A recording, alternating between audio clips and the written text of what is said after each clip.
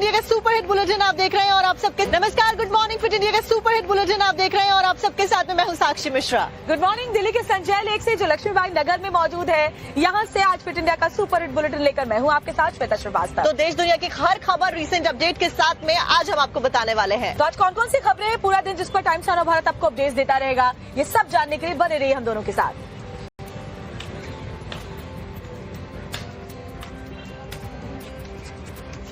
और चलिए सबसे पहले आपको एक अलग सी तस्वीर दिखाते हैं। साक्षी, ये जो तस्वीर जब आई तो लोग वाकई बात करने लगे, क्योंकि फिट इंडिया का सुपर हिट बुलेटिन है तो बाबा रामदेव की जो फिटनेस है वो हमेशा से लोगों के लिए बहुत इंस्पायरिंग रही है। एक ऐसा वीडियो सामने आया जहाँ हरिद्वार में गंगा में छलांग लगाने के साथ ही गंगा को उन्होंने तैर कर पार किया है। और तमाम जो समर्थक थे बाबा रामदेव के वो भी हरिद्वार में हर की पैड़ी के पास में मौजूद रहे। बाबा रामदेव वहां पर पहुंचते हैं और उसके बाद गंगा को तैर कर वहां से स्विमिंग करते हुए पार करते हैं। अब इस वीडियो को सोशल मीडिया पर लगातार शेयर किया जा रहा है, लाइक्स भी बटोर रहा है। वीडियो क्या है आपको दिखाते हैं।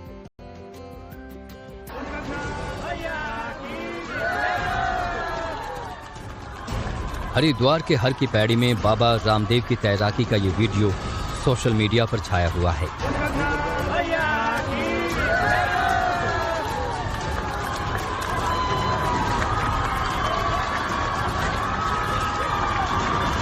स्वामी रामदेव गंगा किनारे पहुंचे, साथ में उनके समर्थक भी मौजूद थे, जिसके बाद रामदेव ने गंगा में उतरकर सबसे पहले पूजा अर्चना की।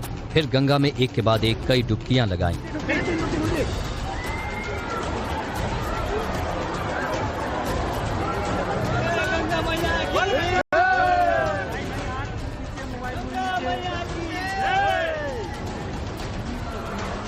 एक, दो, तीन, चार, एक के बाद एक 4 डुबकियां गंगा में लगाने के बाद रामदेव गंगा में तैरने के लिए तैयार हुए।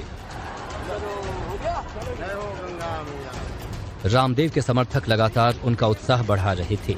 इसके बाद स्वामी रामदेव कैमरे पर लाइफ जैकेट पहने एक डाइवर से बात करते नजर आए। उससे कहते हुए दिखाई दिए कि वो तैरकर वहां से वहां तक जाने वाले हैं। फिर क्या था, रामदेव ने गंगा में छलांग लगाई और डाइवर भी उनके साथ साथ गंगा में कूद पड़ा। रामदेव गंगा में आगे आगे तैर रहे थे और डाइवर उनके पीछे पीछे तैर रहा था। इस दौरान आसपास मौजूद लोग तालियां बजाकर बाबा रामदेव का उत्साह बढ़ा रहे थे। देखते ही देखते स्वामी रामदेव ने तैरकर गंगा पार कर ली। इस दौरान आसपास मौजूद उनके समर्थक भी काफी जोश में दिखे। योग गुरु के इस वीडियो को सोशल मीडिया पर लोग खूब शेयर कर रहे हैं, जिसके बाद सोशल मीडिया पर रामदेव की फिटनेस और उनकी स्विमिंग स्किल्स की भी काफी तारीफ की जा रही है।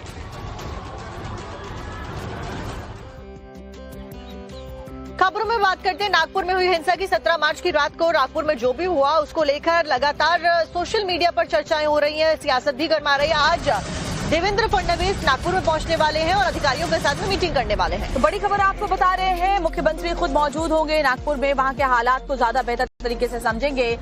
और ये बड़ी खबर आपको बता रहे हैं, नागपुर में जो हिंसा हुई थी उसके बाद से लगातार धरपकड़ जारी है। मुख्यमंत्री होंगे, उनके साथ केंद्रीय मंत्री नितिन गडकरी भी मौजूद रहेंगे। साथ साथ में पुलिस कमिश्नर भी वहां पर मौजूद रहने वाले हैं और एक मीटिंग करते हुए मुख्यमंत्री नजर आने वाले हैं। अब मीटिंग में क्या कुछ होता है देखना महत्वपूर्ण होगा। तो देखिए, फडणवीस के साथ केंद्रीय मंत्री नितिन गडकरी भी नागपुर पहुंचे हैं। नागपुर में हिंसा के आरोपियों पर क्या एक्शन अभी तक हुआ है वो देखिए रिपोर्ट में। महाराष्ट्र के नागपुर में हुई हिंसा के बाद सीएम फडणवीस नागपुर एयरपोर्ट पहुंचे। नागपुर फडणवीस का गृह नगर है।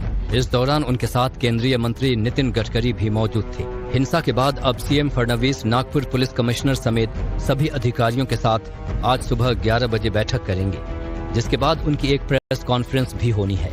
हिंसा के बाद नागपुर के चिटनीस पार्क इलाके में भारी फोर्स तैनात है और जगह जगह नाकेबंदी भी की गई है। हर आने जाने वाले पर पुलिस की पैनी नजर है। कि जब इस तरह की सिचुएशन होती है उस पर एलिगेशंस होते हैं और इसमें ये होता है कि जो वहाँ पे हाजिर थे, हम ये सब चीज़ें जो है हमारे सोशल मीडिया, जैसे मैंने पहले भी बताया, जहाँ पे भी हमें फोटोग्राफ्स उपलब्ध हैं उसके आधार पे हम लोग कार्रवाई कर रहे हैं। और ये अगर कोई इनोसेंट है तो वो उसमें पता चलेगा ना कि उसका क्या रोल था।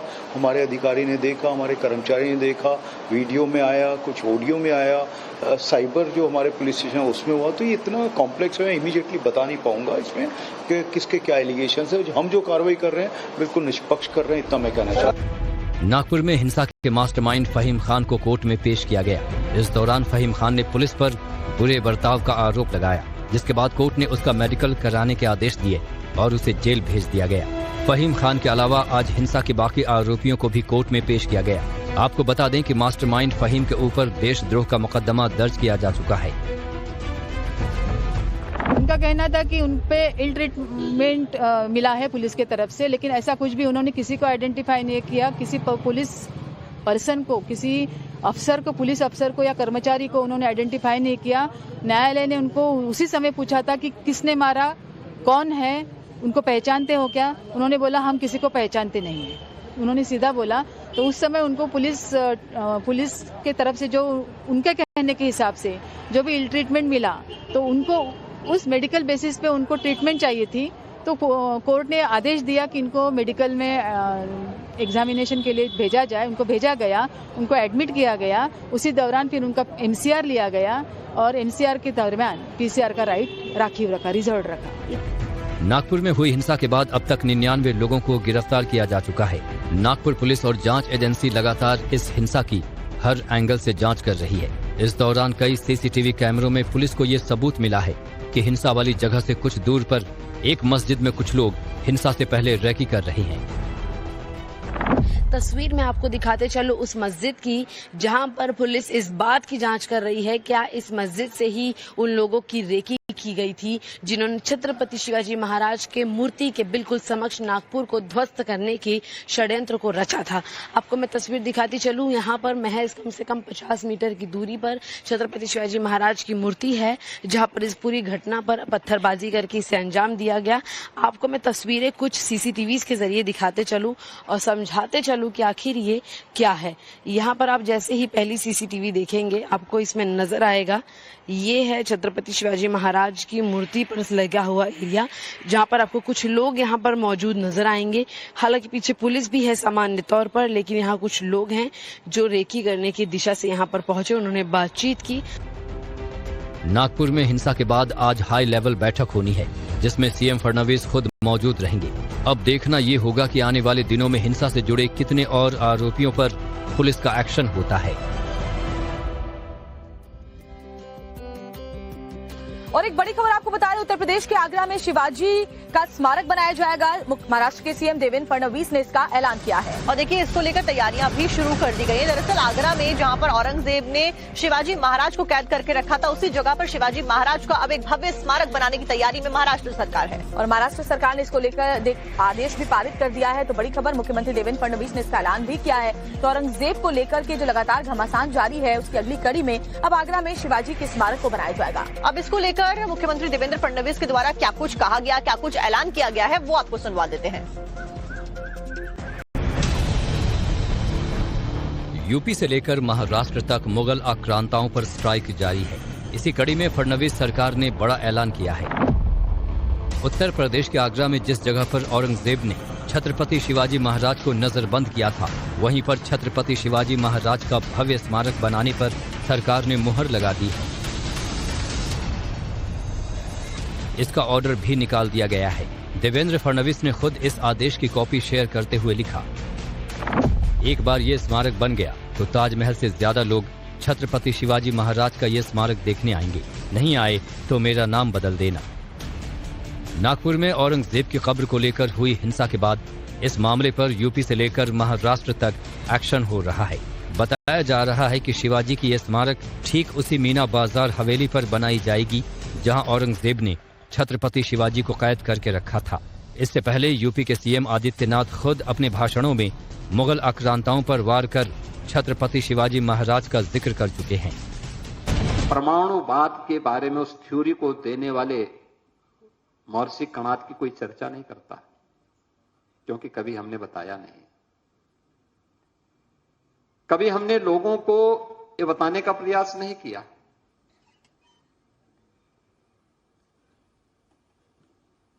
किसी भी अन्य क्षेत्र में कौन सा ऐसा क्षेत्र था जिसमें भारत ने दुनिया के सामने दुनिया को एक नई दृष्टि न दी हो, और कौन थे?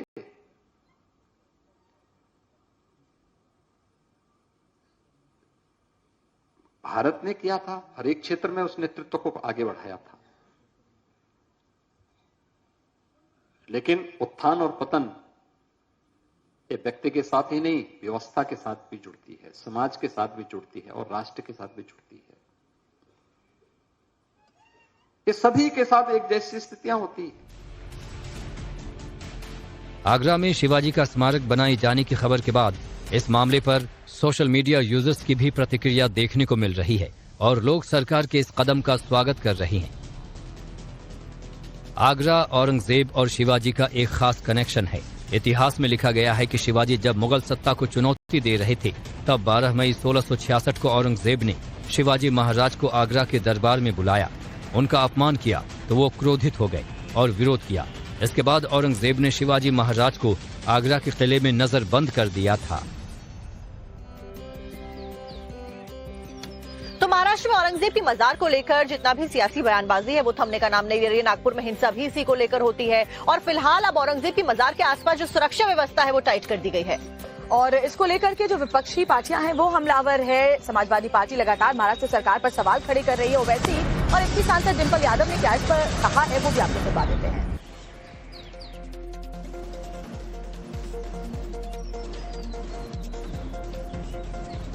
तो बड़ी खबर आपको बता रहे हैं, जहां महाराष्ट्र में जो हिंसा हुई है उसको लेकर के औरंगजेब की मजार पर सुरक्षा कड़ी कर दी गई है। एआईएमआईएम के चीफ ओवैसी का भी बयान सामने आया है, उन्होंने इसको लेकर बीजेपी सरकार पर हमला बोला है। तो महाराष्ट्र में मजार के आसपास में जहां एक तरफ एल्युमिनियम शीट्स लगा दी गई हैं, साथ साथ में फेंसिंग भी कर दी गई है, वहीं दूसरी तरफ इसके ऊपर ओवैसी और डिंपल यादव के बयान सामने आए हैं बीजेपी सरकार के ऊपर हमलावर होते हुए।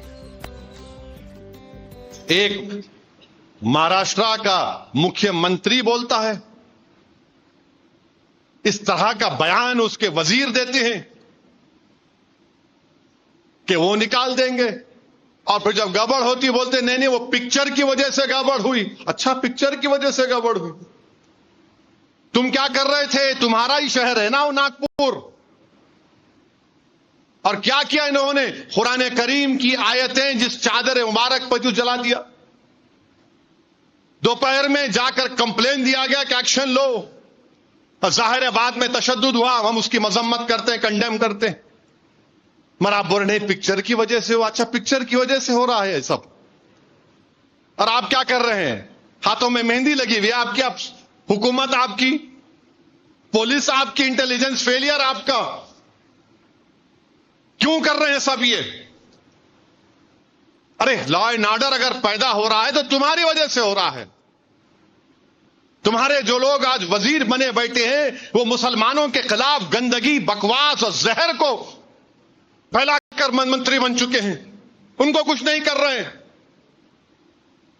ने खबर को निकाल देंगे, उसको निकाल देंगे, ये निकाल देंगे। अरे रूल ऑफ लॉ से चलेगा या तुम्हारी मनमानी से चलेगा? बताओ हमको। बोल दो कि इस देश में कानून नहीं है, जिसकी लाठी उसकी बैच चलेगा क्या? फिर रूल ऑफ लॉ कहां है? फिर आइन से चलेगा, संविधान से चलेगा या तुम्हारे जोर पर चलेगा? बहुत ही दुर्भाग्यपूर्ण है जिस तरह से हिंसा हुई है और जैसे जैसे जिस तरह के वीडियोस और जो विजुअल्स आए हैं जहां लोगों ने कहा कि हमने लगातार प्रशासन को फोन मिलाया और उसके बावजूद भी प्रशासन वाले नहीं आए, तो इसके पीछे क्या मुहिम थी, क्या इन लोगों की रणनीति थी कि प्रशासन नहीं पहुंचा? तो कहीं ना कहीं पूरी तरह से इसके लिए महाराष्ट्र की सरकार जिम्मेदार है।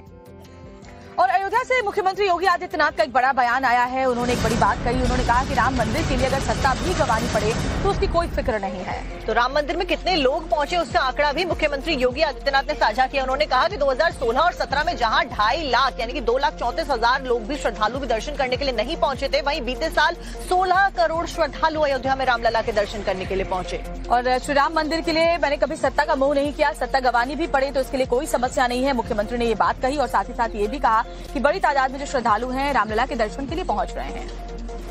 फिर एक वर्ग ऐसा था जिसने कहा कि आप जाएंगे फिर राम मंदिर की बात होगी, तो मैंने कहा कौन हम सत्ता के लिए आए हैं? राम मंदिर के लिए सत्ता भी गंवानी पड़ेगी तो कोई समस्या नहीं होनी चाहिए।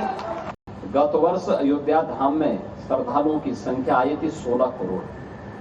आप अनुमान करिए क्या 2,34,000 और 16 करोड़ में कोई अंतर ही नहीं है? अभी आप देख रहे होंगे लाखों लोग अयोध्या में आज भी दर्शनार्थ आए थे। लोग चाहते थे, लेकिन लीडरशिप का अभाव था, लोग उसको आगे नहीं बढ़ने देना चाहते थे, सही जानकारी और सही तथ्यों को सामने नहीं आने देना चाहते थे। लेकिन हम सब आभारी हैं प्रधानमंत्री मोदी जी के, जिन्होंने विरासत और विकास को एक साथ जोड़ करके भारत की परंपरा को उस गौरव के साथ आगे बढ़ने के लिए प्रेरित किया। तो देखिए, बात करते हैं दिल्ली की। दिल्ली में जब से रेखा गुप्ता की सरकार बनी है, बीजेपी की सरकार बनी है, तब से मंत्री काफी एक्टिव नजर आ रहे हैं। परवेश वर्मा कल छिल्ला गांव गए और दिल्ली में घुसपैठ को लेकर खासतौर पर बीजेपी सरकार एक्शन मोड में है। पीडब्ल्यूडी मंत्री सख्त हैं। परवेश वर्मा ने घुसपैठियों को हटाने के साफ साफ निर्देश दिए हैं। इस दौरान चिल्ला गांव में जाकर और क्या कुछ उनके द्वारा दिशा निर्देश दिए गए, क्या कुछ किया गया, एक डिटेल रिपोर्ट आपके सामने रखते हैं। राजधानी में घुसपैठियों को लेकर दिल्ली सरकार सख्त है। इसकी बानगी आज पीडब्ल्यूडी मंत्री परवेश वर्मा के दौरे के बीच देखने को मिली, जहां वो चिल्ला गांव में निरीक्षण के लिए पहुंचे थे। इस दौरान स्थानीय लोगों ने उन्हें रोहिंग्या बांग्लादेशियों के अवैध कब्जे के बारे में जानकारी दी, तो परवेश वर्मा ने अधिकारियों को जल्द अतिक्रमण हटाने के निर्देश दे डाले। ये सारे रोहिंग्या बांग्लादेशी सारे तो वहाँ पे लेटर लिखो, सारे बांग्लादेशी रोहिंग्या बस गए हैं सर, ये डीडी यहाँ पे डेमोलिशन। इसके बाद पीडब्ल्यूडी मंत्री ने सोशल मीडिया पर पोस्ट किया कि अवैध कब्जा पूरी तरह नामंजूर है। दिल्ली में घुसपैठ और अवैध कब्जे बिल्कुल बर्दाश्त नहीं किए जाएंगे। मेरठ के हत्याकांड की, जिसकी वजह से सभी पुलिस महकमा जो है वो फिलहाल जांच पड़ताल में जुट गया और बड़े खुलासे आए दिन श्वेता इस हत्याकांड में हो रहे हैं। और कैसे बर्बरता के साथ न सिर्फ सौरभ की हत्या की गई, बल्कि उसके बाद लाश को ठिकाने लगाने के बाद दोनों ने साथ में नशे किए। मुस्कान और साहिल, ये लोग पहले शिमला जाते हैं, शिमला के बाद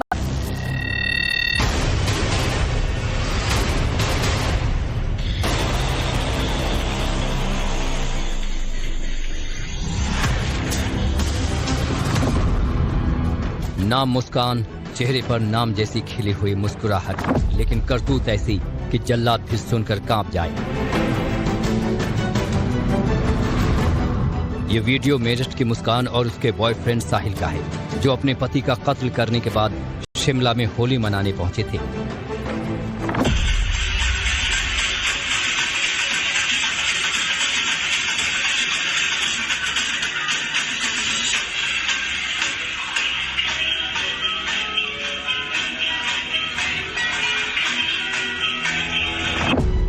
इनके गुनाह की दास्तां आज देश में हर दूसरे शख्स की जुबान पर है।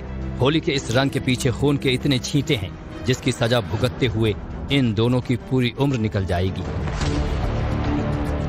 हंसते मुस्कुराते ये दो चेहरे इस वक्त देश के सबसे खूंखार इंसान के नाम से जाने जा रहे हैं। इनकी हंसी और मुस्कुराहट के पीछे ऐसी घिनौनी करतूत है, जिसे जानकर हैवान के भी मानो होश उड़ जाएं। मासूम से दिखने वाले ये दोनों दरअसल इतने जालिम हैं, जिसकी आप कल्पना करके भी थरथरा जाएंगे। शिमला में होली की मस्ती से पहले इन दोनों ने एक युवक को कसाई की तरह मार कर काट डाला, उसके जिस्म के टुकड़े कर दिए और फिर उन टुकड़ों को ठिकाने लगाने के बाद एक दूसरे को रंग लगाने शिमला पहुंच गए। हैवानों की इस हनीमून की तस्वीरें जितनी रोमांटिक दिख रही हैं, उतनी ही भयावह इनका असली चेहरा है। करतूत इतनी क्रूरता भरी है कि सुनने वाला कांप जाता है। लोग ये समझ नहीं पा रहे हैं कि साधारण सा दिखने वाला ये जोड़ा इतना घिनौना अपराध कैसे कर गया।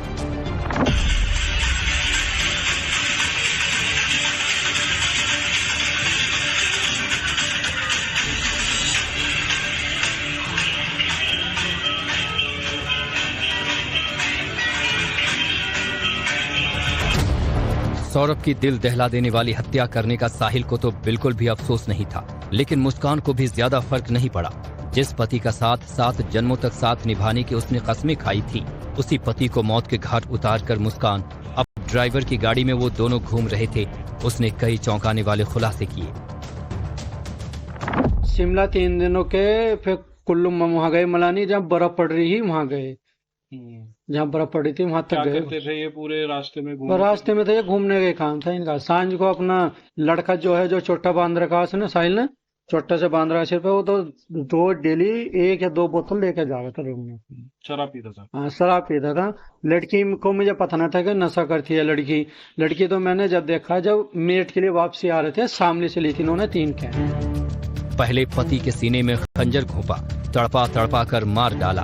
बॉयफ्रेंड के साथ मिलकर पति को मारने के बाद उसके जिस्म के टुकड़े किए, लाश को ड्रम में डालकर ऊपर से सीमेंट भर दिया, और अपने इस गुनाह को ड्रम में दफन करने के बाद बॉयफ्रेंड के साथ हनीमून पर शिमला निकल गई।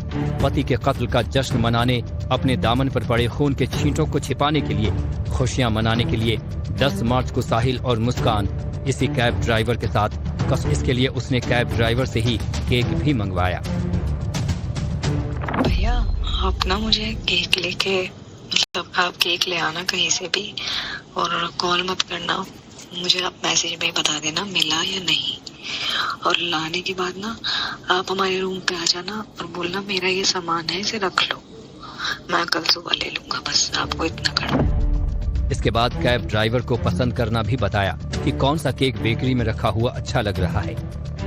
फिर मैं कह रही भैया केक ले आना। ये केक मैंने बैलेंस ये वाला केक लिया था लाल सा, और 1000 रुपए केक था। मैडम मेरे UPI कर रहे थे पैसे, ये वाला केक। चरी में हर साल 1500 से 1800 पोस्टमार्टम होते हैं और पोस्टमार्टम करने वाले डॉक्टर्स के लिए किसी भी शव का सड़ना या गलना कोई हैरत की बात नहीं होती है। पर सोचिए, सौरभ का शव इतनी बुरी हालत में मोर्चरी पहुंचा कि पोस्टमार्टम करने वाले डॉक्टर्स आज तक उससे उबर नहीं पाए हैं।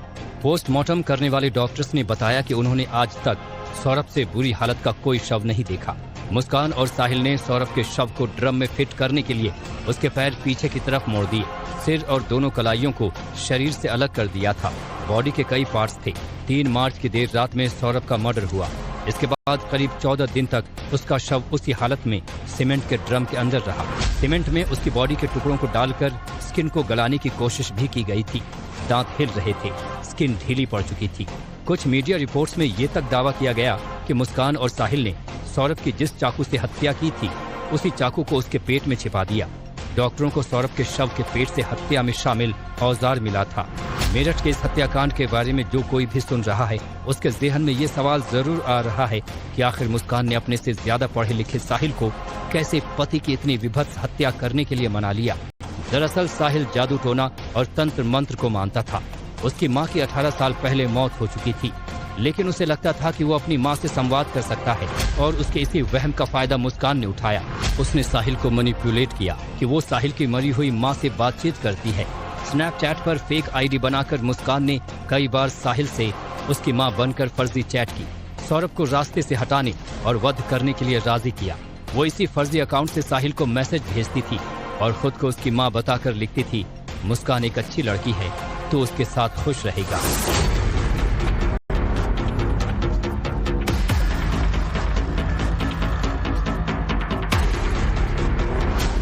साहिल कितना ज्यादा अंधविश्वासी और तंत्र मंत्र को मानता था उसका अंदाजा उसके घर की दीवारों को देखकर लगाया जा सकता है। उसके कमरे की दीवारों पर कई तंत्र विद्या वाले चिन्ह बने हुए थे जिन्हें साहिल ने खुद उकेरा था।